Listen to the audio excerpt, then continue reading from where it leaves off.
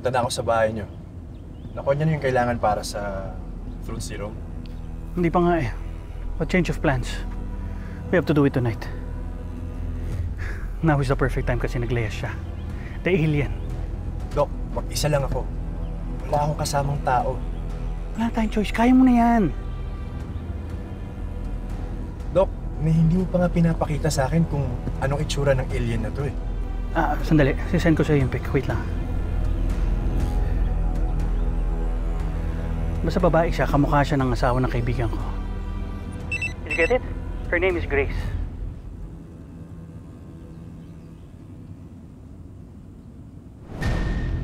Dok, ito yung babaeng nakita ko kanina sa daan. Malapit sa intersection ng San Andres. Kung alam ko lang... No. Hindi na. Ako na lang pupunta sa kanya. Mas kilala niya ako. Kaya ako sa'yo, magbadali ka ng puno man yung sedative. Ako na lang magdadala sa kanya sa bahay. Okay? Sige. Bye.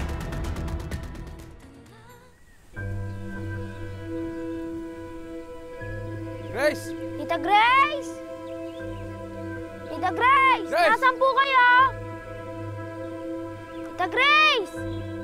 Huwag muna kayo umalis! Tita Grace! Grace! Tita Grace! Nasaan po kayo, Tita Grace? Grace! Tita Grace!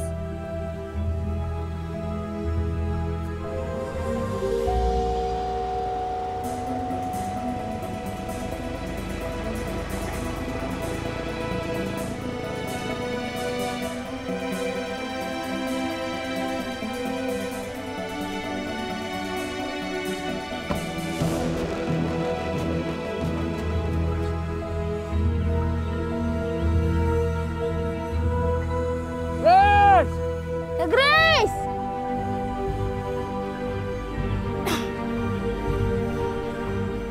Tita Grace! Nasaan po kayo, Tita Grace? Grace! Huwag po muna kayo umalis! Naririnig niyo po ba ako, Tita Grace? Tita Grace! Nasaan ka, Grace?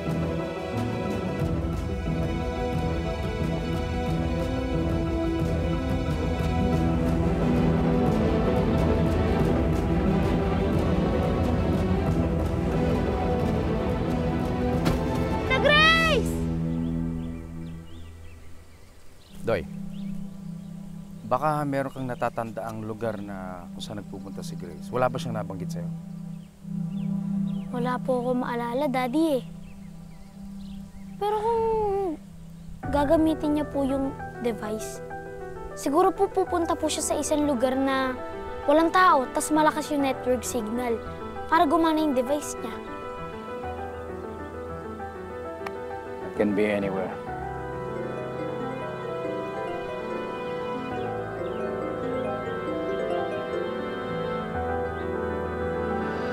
Hello, Saf. Carlos, wala si Grace sa mausoleum ni Catherine eh. Hayaan mo, iikot muna ako dito sa sementeryo. Baka nandito lang yun, hindi pa nakakaalis. Paano mo alam?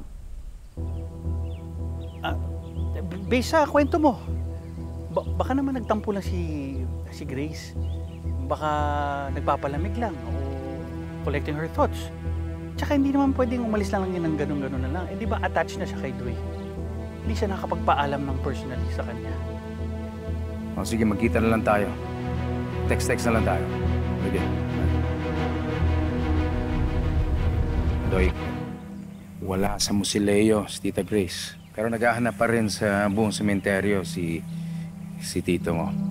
Alam niyo po, Daddy, naniniwala po ako na hindi pa yun umaalis. Doy, ayokong umasa ka. Ayokong umasa ka. Alam niyo po ba yung gut feel? Hindi ko pa po nararamdaman sa stomach ko or wala pa po akong kutob na nakakaalis na po si Tita Grace dito sa Earth natin. Kasi po, naniniwala po akong nandito lang siya palagi. Kaya naniniwala po akong totoong nandito po siya sa Earth, di pa siya nakakaalis at makakasama natin siya ulit. Di, pag-pray po natin siya.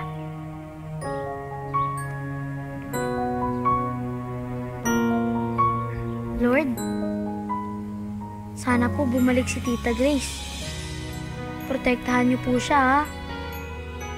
Tilayo niyo po siya sa mga accidents tsaka sa mga masasamang tao. Amen.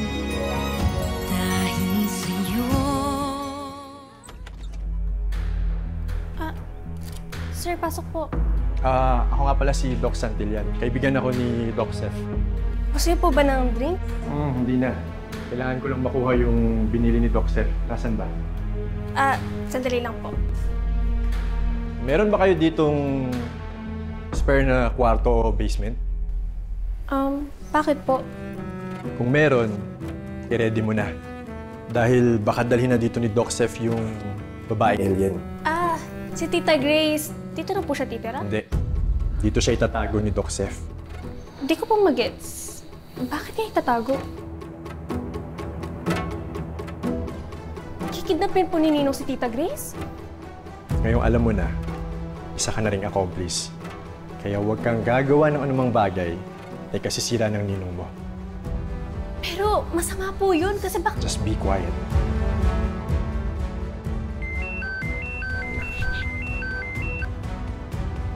Hello, Doc Seth. Vega, wala na si Grace kung saan mo siya nakita. Ganito, dali mo yung sedative at pumunta ka sa sementeryo. Okay, copy.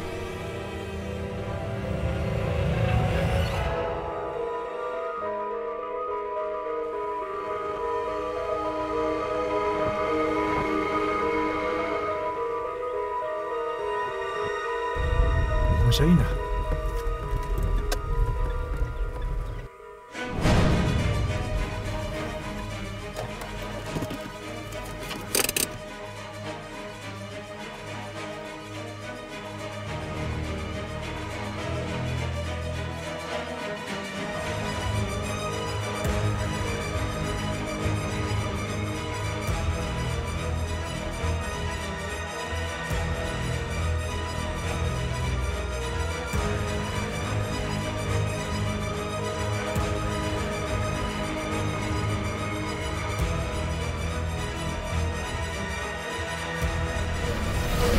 I know she means a lot to you, pero itong pag-alis niya, it's like you're losing another Catherine.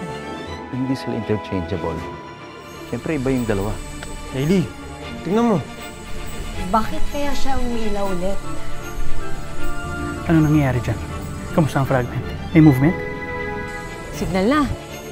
Huwag mo bibitawan, Aris! Oh, lakas! Ano nangyayari? Tawid!